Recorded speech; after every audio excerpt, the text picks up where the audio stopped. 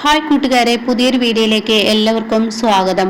അങ്ങനെ ഇനി ഇത്രയും നാളും നമ്മൾ ചാരുവിൻ്റെ കണ്ണുനീരല്ലേ കണ്ടത്, ഇനി ഹേമയുടെ കണ്ണുനീർ നാളുകളാണ് കേട്ടോ ഇനി ഓരോ ദിവസം നമുക്ക് മുന്നിൽ കാണാനിരിക്കുന്നത്. അപ്പോൾ ആ ഒരു കണ്ണുനീർ കാണുന്നത് ഈ പറയുന്ന ഷേയുടെ വിവാഹശേഷമാണ് കേട്ടോ. ഷേയുടെ കഴുത്തിൽ ആകാശ് താലി കെട്ടുന്നുണ്ട്. ആ താലികെട്ടിന് ശേഷമാണ് ഇനി കിടുക്കം എപ്പിസോഡ് കേട്ടോ.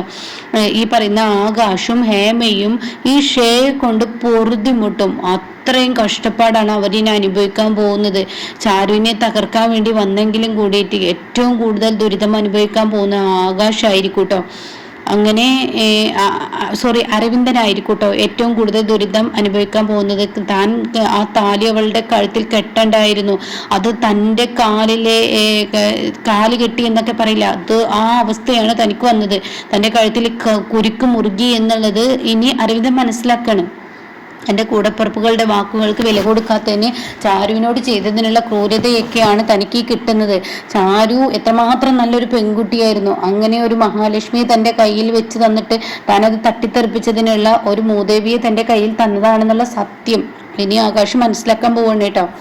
അങ്ങനെ ഇവരുടെ വിവാഹം കഴിയാണ്. ഷേയ വിചാരിച്ചതുപോലെ തന്നെ ഒരുപാട് ക്രൂരതകൾ ഈ ചാരുവിനോട് അതുപോലെ മാഷിനോടൊക്കെ ചെയ്തിട്ടാണ് കേട്ടോ ആ വിവാഹപ്പന്തലിലോട്ട് എത്തുന്നത്. അങ്ങനെ വിവാഹം കഴിഞ്ഞു, താലികെട്ട് കഴിഞ്ഞു, ഇവർ വീട്ടിലോട്ട് കടന്നു വരികയാണ്. അപ്പൊ ഈ സമയം ആദ്യം ആരതി എടുക്കുക എന്നുള്ളൊരു ചടങ്ങുണ്ടല്ലോ. അപ്പൊ ആരതി എടുത്ത് ഇവരുടെ ദൃഷ്ടിദോഷം മാറ്റണല്ലോ. അപ്പൊ ആ ഒരു ചടങ്ങ് ചെയ്യാൻ വേണ്ടിയിട്ട് ഈ പറയുന്ന അനുവും അതുപോലെ തന്നെ ചാരുവും ഒരുങ്ങാണ്. അപ്പോൾ ഇവർ വരുമ്പോഴേക്കും ഇവർ അതിനുള്ള കാര്യങ്ങളൊക്കെ ഇങ്ങനെ ചെയ്തുകൊണ്ടിരിക്കുകയാണ്. ഇപ്പൊ ഈ ദൃഷ്ടിദോഷം മാറ്റാൻ വേണ്ടി ഓരോരോ കാര്യങ്ങൾ ഇവരിങ്ങനെ ചെയ്യാണ്. അതിൻ്റെ ആ ചടങ്ങുകൾക്കനുസരിച്ചുള്ള കാര്യങ്ങളൊക്കെ ഇങ്ങനെ ചെയ്തുകൊണ്ടിരിക്കുന്ന സമയത്ത് ഇവരുടെ വരവ്. അങ്ങനെ എന്തായാലും ഇനിയിപ്പോൾ വിവാഹത്തിന്റെ എല്ലാ കാര്യങ്ങളും താൻ ഏറ്റെടുക്കണമെന്ന് ഈ പറയുന്ന ചാരു ഇതിനോട് ഷേയ പറഞ്ഞിട്ടുണ്ടാവുമല്ലോ. കാരണം ഇതിനിടക്ക് ബാലമാമക്ക് ഒരു അപകടം പറ്റി, അതൊക്കെ ചാരുവിന്റെ കളികളാണ്, ഷേയുടെ കളികളാണ്. അപ്പൊ അതിനെക്കുറിച്ച് ഞാൻ പറയുന്നില്ല. അപ്പോൾ ഓരോന്നായിട്ടും അടുത്ത വീഡിയോയിൽ പറയാം കേട്ടോ. അങ്ങനെ ചാരുവിന് ഈ ഹേമയെ ആരതി എടുത്ത് വീട്ടിലോട്ട് കയറ്റാനുള്ള ആ ഒരു പരിപാടി വരികയാണ്. അപ്പോൾ ഇവർ വണ്ടിയിൽ നിന്ന് ഇറങ്ങണം. തൻ്റെ കഴുത്തിൽ താലി കെട്ടിയത് മുതൽ തന്നെ ഷേയുടെ സ്വഭാവത്തിന് ചെറിയ ചെറിയ വ്യത്യാസങ്ങളൊക്കെ വന്നു തുടങ്ങുന്നുണ്ട്. പക്ഷേ പൊട്ടിയായ ഹേമക്കും അരവിന്ദന് ഇത് മനസ്സിലാവുന്നില്ല. പക്ഷെ ആകാശിന് അത് നന്നായി മനസ്സിലാവുന്നുണ്ട് കേട്ടോ. ആകാശ് ഇവരെ അനുഭവിക്കാൻ പോകുന്നുള്ളൂ. എന്തായാലും ഇവരായിട്ട് വാങ്ങിച്ചതല്ലേ, ചോദിച്ചു വാങ്ങിച്ചതല്ലേ, അപ്പോൾ ഇവർക്കായിട്ട് തന്നെ കിട്ടട്ടെ എന്നുള്ള ആ മനോഭാവമാണ് കേട്ടോ. അങ്ങനെ അവിടെ വന്ന് ഇറങ്ങാണ് ഷേയ. ആദ്യമായിട്ട് ആ വീടിന്റെ മുറ്റത്ത് കാല് കുത്തുന്നത് തന്നെ ഇടതുകാല് വെച്ചിട്ടായിരിക്കട്ടോ ഷേയ ഇറങ്ങുന്നത്. അപ്പൊ തന്നെ ഷേയക്ക് നല്ല ദേഷ്യമുണ്ട്. ഷേയ മനസ്സുകൊണ്ട് ചിന്തിക്കാണ്, 1000 പറ ഞാൻ സ്വന്തമാക്കിയിരിക്കുന്നു. 1000 പറയിൽ ഇനി കഷ്ടകാലമുള്ള ജീവിതമാണ്. ഇവിടെ ഓരോരുത്തരും ഇനി കണ്ണുനീർ തുള്ളികളാണ് എന്നിൽ നിന്ന് കിട്ടാൻ പോകുന്നത്. ചോരത്തുള്ളികൾ ഞാൻ ഓരോ ദിവസം ഇവരെ കൊണ്ട് വീഴിപ്പിക്കുന്നുള്ള ആ വാശിയോട് കൂടിയാണ് കേട്ടോ ഷേയ കാറിൽ നിന്ന് ഇറങ്ങുമ്പോൾ തന്നെ കാല് കുത്തുന്നത്. അപ്പോഴേക്കും അങ്ങോട്ടേക്ക് ഓടിക്കൊണ്ട് വരികയാണ്. അതുപോലെ ചാരുവും അനുവും എല്ലാവരും കൂടി ഓടി വരികയാണ്. ഷേയെ ആരതി ഉയ്യാൻ വേണ്ടി വരികയാണ്. അപ്പോൾ ഹേമയാണെങ്കിലും നോക്കി നിൽക്കുന്നുണ്ട്. ഹേമയും അതുപോലെ തന്നെ ഷേയുടെ അമ്മ അരവിന്ദനും ഒരുമിച്ച് നിൽക്കുകയാണ്. അങ്ങനെ ഷേയുടെ മുന്നിലോട്ട് ആരതി ഒഴി മോളെ എന്നിങ്ങനെ പറയാണ്. അപ്പോഴേക്കും ഹേമ പറയാം, എന്താടി നീ നോക്കി നിൽക്കുന്ന, മര്യാദക്ക് എൻ്റെ മരുമകളെ നീ ആരതി ഒഴിഞ്ഞ് അകത്തോട്ട് കേട്ടിടി എന്നങ്ങ് പറയുമ്പോൾ ഉടനെ തന്നെ ചാരു ഓടി വന്നിട്ട് ഷേയുടെ അടുത്ത് വന്നിട്ട് ആരതി ഒഴിയുക. അപ്പോൾ ആകാശ് പറയുന്നത് ഇനി ഇതൊന്നും ചെയ്യേണ്ട. അപ്പോൾ ഉടൻ തന്നെ ചാരു പറയണേ, മിണ്ടാതിരിക്കുക, എൻ്റെ ചടങ്ങുകളല്ലേ, ഞാൻ കാരണം ഈ വീട്ടിൽ എൻ്റെ അമ്മാവൻ്റെ സ്വസ്ഥത പോകാൻ പാടില്ല, ബാലമാമയുടെ സ്വസ്ഥത പോകാൻ പാടില്ല. അപ്പോൾ അതുകൊണ്ടാണ് ഞാനിത് ചെയ്യുന്നത്. ബാലമാമക്ക് സമാധാനം ഉണ്ടാവട്ടെ, അതിന് വേണ്ടിയിട്ടാണ് ആകാശേട്ട ഒന്നും മിണ്ടാതിരിക്കുന്നത് പറഞ്ഞിട്ട് ആരതിയുമായി ഷേയുടെ മുന്നിലോട്ട് ചെല്ലാണ്.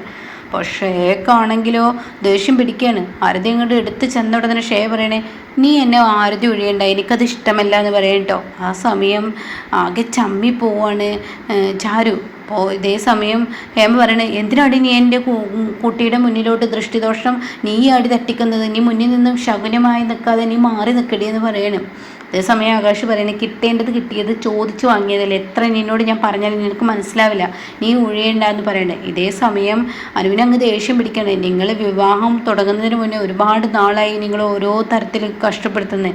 എന്തിനു വേണ്ടിയാണ് നിങ്ങൾ ചാരു എടുത്തി എങ്ങനെ കഷ്ടപ്പെടുത്തുന്നത്? അതുകൊണ്ട് ഇനി ഇത് ഞങ്ങൾക്ക് കണ്ടു നിൽക്കാൻ കഴിയില്ല. നിങ്ങൾക്ക് ആരതി ഒഴിയണമെങ്കിൽ ഒഴിയേണ്ട, ഞങ്ങൾ ഞങ്ങളുടെ പണിയൊക്കെ പോയിക്കോളാം. നിങ്ങൾ ആരതി ഒഴിയാതെ എങ്ങനെ വെച്ചാൽ വീട്ടിൽ കയറിക്കോളൂ, അത് ഞങ്ങളെ സംബന്ധിച്ച് വിഷയമല്ല എന്ന് പറഞ്ഞിട്ട് അനുവിനെ നിന്ന് പോകുമ്പോൾ തന്നെ ചാരുവിനോട് പറയാണ് ശ്രേയ, എന്നാൽ ശരി, നീ തന്നെ ആരതി എടുത്തോ, ചിട്ടവട്ടങ്ങളൊന്നും ഞാനായിട്ട് തെറ്റിക്കേണ്ടെന്ന് പറയണ്ട. ആ സമയം ആകാശ് പറയണേ, ഇനി നീ ആരതി ഇവളെ ഒഴിയാൻ നിൽക്കണ്ട, ഇവളെ എങ്ങനെ വെച്ചാൽ കയറിക്കോട്ടെ. ആരതി ഒഴിയാനും പൂമാല ഇട്ട് കൊടുക്കാനും സ്വീകരിക്കാനൊക്കെ ഈ വീട്ടിലിഷ്ടം പോലെ ആളുകളുണ്ട്. ഇനി എന്തായാലും ഇവളുടെ ആട്ടും തുപ്പും കേട്ട് ഇനി ഇവളെ ആരതി ഒഴിയേണ്ടെന്ന് പറയുന്നത്. ഇതേ സമയം പറയണേ, എനിക്കൊരു തെറ്റ് പറ്റി, പെട്ടെന്നുള്ള എടുത്ത് ചാട്ടത്തിൽ ഞാൻ പറഞ്ഞതാണ്, കഴിഞ്ഞത് അങ്ങനെ മറക്കാനൊന്നും എനിക്ക് പറ്റത്തില്ലല്ലോ, അപ്പോൾ ആ ഒരു ദേഷ്യം എൻ്റെ ഉണ്ടാവുമല്ലോ, അപ്പോൾ അതുകൊണ്ട് തന്നെ അങ്ങനെ പറഞ്ഞതാണ്, നീ തന്നെ ആരതി ഒഴിഞ്ഞോ എന്ന് പറയണേ. അപ്പോൾ ഈ സമയം ചാരു പറയണേ, എന്തായാലും അവൾ തെറ്റ് പറ്റിയെന്ന് പറഞ്ഞില്ലേ, ഞാൻ ആരതി എടുത്തോളാന്ന് പറയണേ. ഇത് കേട്ടോട് തന്നെ ആകാശ് പറയണേ, വേണ്ട നീ എടുക്കണ്ടെന്ന് പറയണേ. അപ്പോൾ ശ്രേയ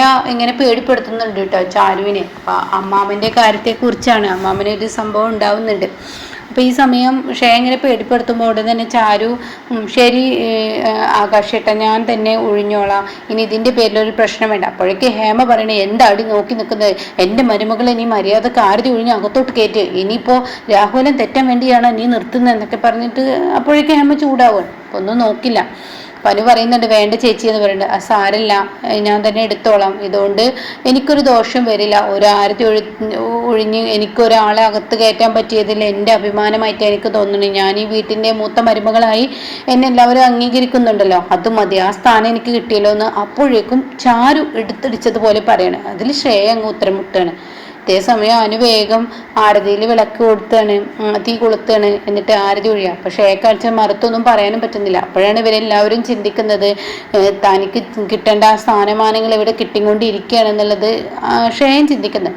അപ്പോൾ ഈ സമയം ആരതി ഒഴിയുന്ന സമയത്ത് ശ്രേയക്ക് ഒരു കുനിഷ്ട ബുദ്ധി തോന്നുകയാണ്. അതായത് ഈ വീട്ടിൽ മൊത്തം ഞാൻ കയറുമ്പോൾ നല്ലതായിരിക്കരുത്, സംഭവിക്കരുത്, ചീത്തതായിരിക്കണം എന്നുള്ള ആ ഒരു കുനിഷ്ട ബുദ്ധിയാണ്. അപ്പോൾ ആരും കാണാതെ പതിയെ ഇങ്ങനെ മൂക്ക് ഇങ്ങനെ പതിയെ ചൊറിഞ്ഞിട്ട് മൂക്കിൻ്റെ അവിടെ ഇങ്ങനെ കൈ വെച്ചിട്ട് വെച്ചിട്ട് ഒരൊറ്റ ഊത്താണ് ഊതാണ്. അതോടുകൂടി ആരതി ഒഴിയുമ്പോൾ ആരതി തട്ടിലുള്ള വിളക്ക് കിടുകയാണ്. ഇതേ സമയം എല്ലാവരും അങ്ങ് ഷോക്കടിച്ച് നിൽക്കുകയാണ്. പക്ഷെ ഇത് മനഃപൂർവ്വം ഷെയർ ചെയ്തതെന്ന് ആർക്കും അറിയില്ല. സമയം ഹേമ പറയണേ, നീ എന്താടി കാണിച്ചത്, എൻ്റെ കുട്ടിനെ വീട്ടിലോട്ട് കയറ്റുന്ന സമയത്ത് നീ മനഃപൂർവ്വം വിളക്ക് കെടുത്തിയതാണോ? ഈ സമയം ചാരു ഒന്നും മിണ്ടില്ല. ചാരുവിന് ഇതറിയാം, കണ്ടിട്ടുണ്ട്.